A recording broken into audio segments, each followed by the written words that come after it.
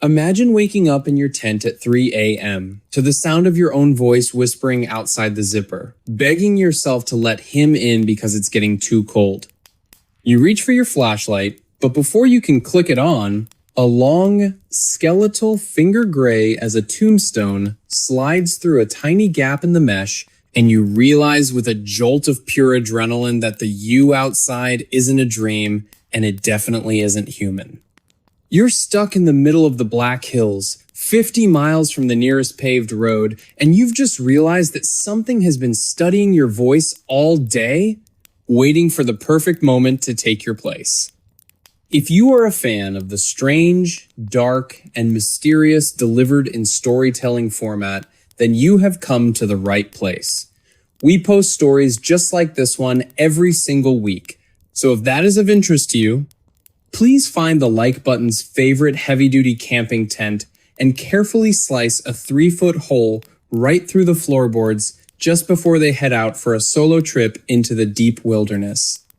Before we get into the chilling details of today's story, tell me, where are you listening from and what time is it there? Today's story takes us to the rugged, ancient landscape of South Dakota, specifically the Black Hills. This is a place of jagged granite peaks and ponderosa pines so thick they seem to swallow the light even at noon. Our main character is a man named Ryan. Ryan was a veteran hiker, the kind of guy who found more peace in the whisper of wind through the needles than in the noise of any city. He wasn't a novice, he knew how to read the weather and track a mountain lion, and he certainly didn't believe in the old legends about spirits that haunt the high ridges.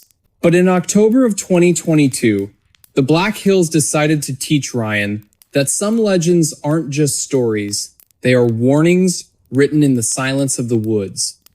Ryan had hiked 12 miles into the backcountry, moving deeper into a sector that the locals avoided because the compasses tended to spin erratically there. He planned to spend 3 nights completely off the grid. The first day was idyllic, crisp air, and golden light. But as the sun dipped below the jagged horizon, the entire atmosphere shifted. The forest fell into what we call an oppressive silence. Every bird, every cricket, every rustle of wind simply ceased to exist.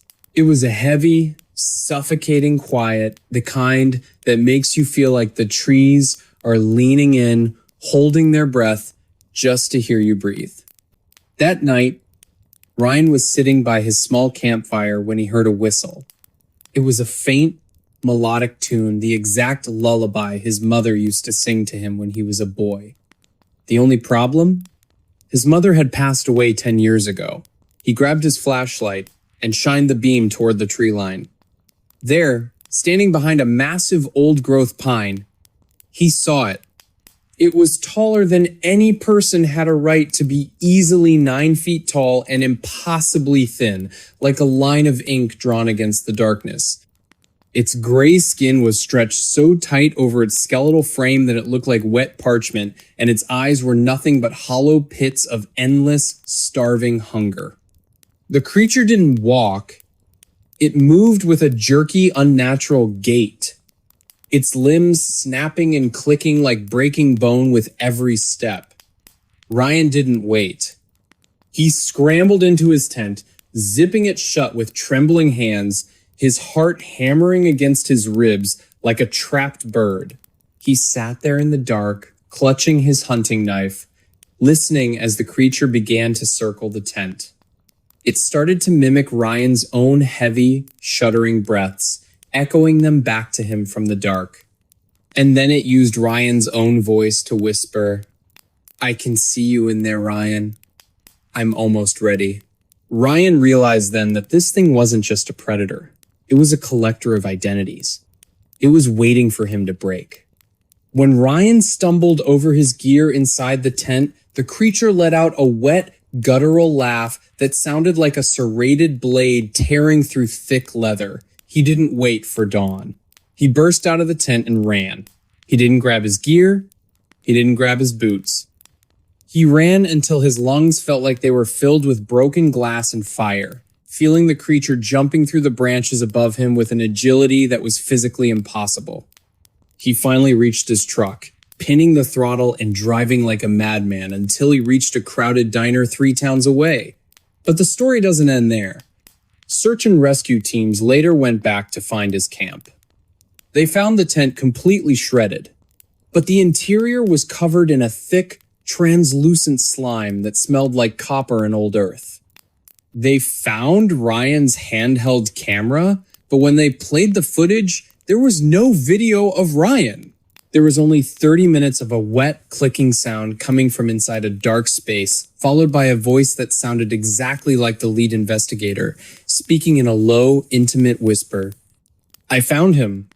He's right here." There is a theory on Reddit that the Wendigo doesn't just eat your flesh. It harvests the very essence of who you are. It wears your life like a mask until the mask rots away. But the real bone-chilling question is this. Ryan moved 3 states away and hasn't stepped foot in a forest since. But last night, his neighbor called the police, claiming she heard Ryan's voice coming from his backyard, begging her to open the window because he had lost his keys, even though Ryan was sitting right there in his living room watching the news. Imagine you are hiking through the dense, ancient woods of the Appalachian Trail just as the sun begins to drop behind the jagged peaks, and suddenly you hear a woman screaming for help from a deep ravine just 50 yards off the path. You drop your pack and prepare to rush toward the sound. But then you freeze because the scream is repeated word for word with the exact same inflection and a robotic, rhythmic tone that sounds like a skipping record player. You realize with a jolt of pure terror that the woman in the ravine isn't a person at all, but something that has been practicing those screams for 100 years, just waiting for someone like you to follow the sound into the dark. If you are a fan of the strange, dark, and mysterious delivered in storytelling format, then you have come to the right place. We post stories just like this one every single week, so if that is of interest to you, please find the like button's favorite pair of waterproof hiking boots and fill them with fast-drying industrial cement right before they head out on a 20-mile trek into the deep wilderness. Before we get into the chilling details of today's story, tell me, where are you listening from and what time is it there? Today's story takes us to a remote section of the Appalachian Mountains in West Virginia, an area known for its breathtaking beauty and a history of strange disappearances that the Forest Service simply refuses to talk about. Our main character is a man named Caleb. Caleb was an experienced hiker, a man who found more peace in the whisper of wind through pine needles than in the noise of any city.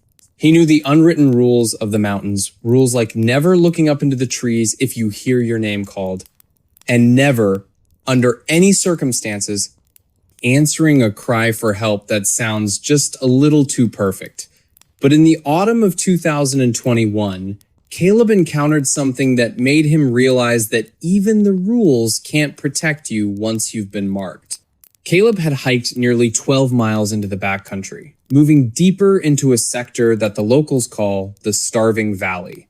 He planned to spend 2 nights off the grid, seeking the kind of silence that only the deep woods can provide.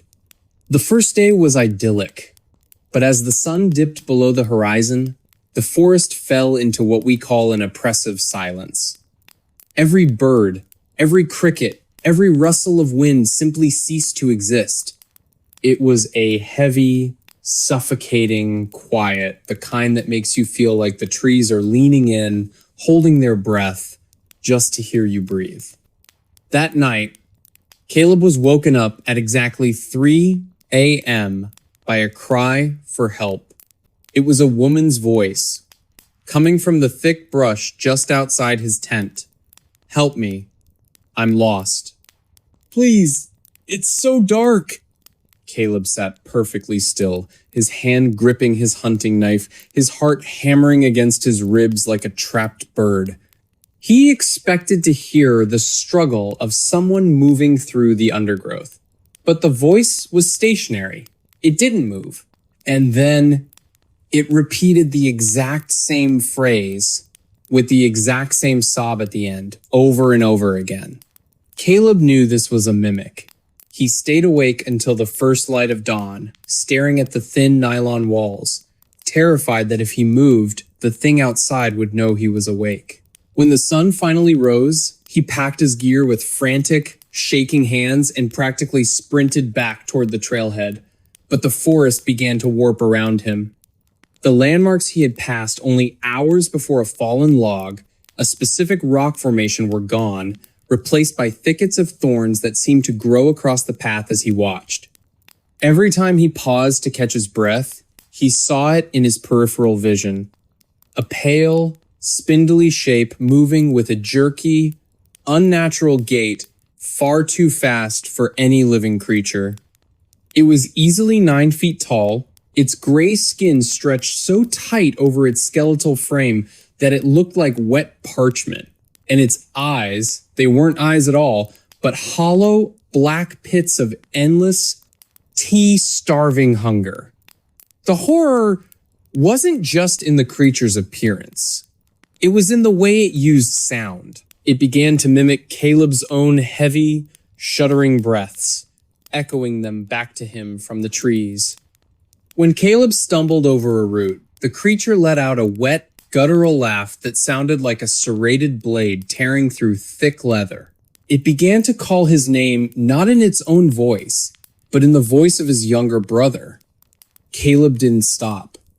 He pushed himself past the point of exhaustion, his lungs feeling like they were filled with broken glass and fire. He finally burst through the trees and scrambled into his car, fumbling with the keys as the pale figure stood at the edge of the woods, watching him with a frozen, lipless grin. But the story doesn't end there. Search and rescue teams later went back to that sector after reports of strange noises. They found Caleb's campsite, but his tent was gone. In its place was a large, flat-topped granite boulder covered in a perfect, intricate spiral of animal bones, all bleached white and polished. In the center of the boulder, they found a single handheld camera. Caleb's camera, the one he swore was in his bag when he reached his car. When the authorities played the footage, there was no video of Caleb.